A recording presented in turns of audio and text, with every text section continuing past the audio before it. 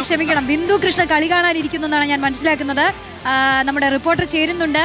മന്ത്രി രാത്രി മുഴുവൻ ഇരുന്ന് കളി കാണുമല്ലോ അല്ലേ? മന്ത്രി ആരുടെ ടീമിന്റെ ആരാധികയാണ്?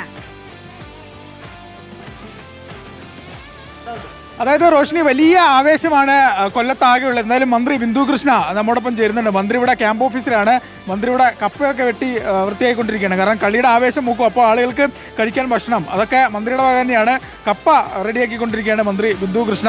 പണ്ടും ബിന്ദു ചേച്ചി ഇങ്ങനെയൊക്കെ തന്നെയായിരുന്നു, ഇപ്പോഴും അങ്ങനെയൊക്കെ തന്നെയാണ്. മന്ത്രിയായിട്ടും കാര്യങ്ങൾക്കൊന്നും മാറ്റമില്ല. അപ്പോൾ ഫുട്ബോൾ ആവേശമാണ്. ഏത് ടീമാണ് ശരിക്കും? ഞാൻ ശരിക്കും എന്റെ സ്വന്തം ടീം ബ്രസീലായിരുന്നു, തോറ്റുപോയി.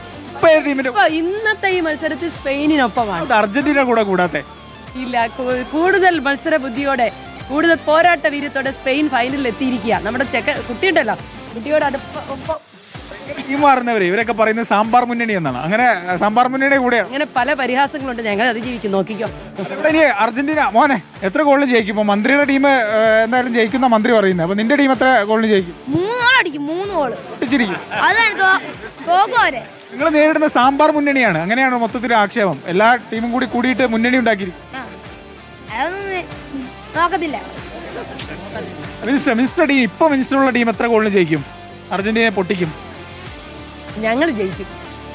അതാണ് മന്ത്രിക്ക് ഒന്നേ പറയാനുള്ളൂ, ജയശങ്കർ, ഞങ്ങൾ ജയിക്കും. അതാണ്. എല്ലാവർക്കും ഒരുപാട് പ്രതീക്ഷകളുണ്ട്, ഒരുപാട് ആവേശത്തിലാണ് എല്ലാവരും. ജനപ്രതിനിധികളെല്ലാം കളി കാണാനായി സ്വന്തം നാട്ടിൽ ഒരിടത്ത് ഒത്തുകൂടിയിട്ടുണ്ട്.